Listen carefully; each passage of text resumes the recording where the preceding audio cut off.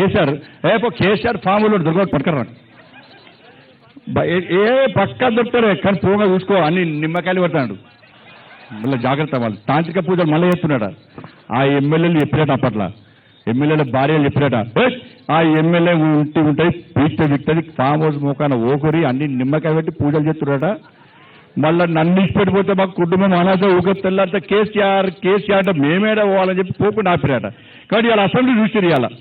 వీళ్ళేమో కాళేశ్వరం అని 1,00,000 కోట్లు దుబ్బాయని కేసీఆర్ అన్నారు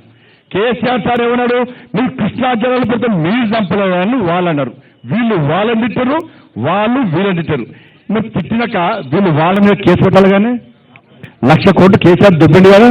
మరి కేసు పెట్టాలి కదా అరే కాళేశ్వరంలో అక్రమాలు జరిగినాయి మేడిగడ్డలో అక్రమాలు జరిగినాయి క్వాలిటీ లేకుండా వేసుడు మొత్తం స్కామ్ అని చెప్పి విజిలెన్స్ రిపోర్ట్ ఇచ్చే సెంట్రల్ కమిటీ రిపోర్ట్ ఇచ్చే మీ మంత్రులు రిపోర్ట్ ఇచ్చే మీరు పోయి కూడా చూస్తుంది మరి కేసీఆర్ మీద కేసు పెట్టాలా లేదా అన్న కేసీఆర్ ఆస్తులు జప్తు చేయాలా లేదా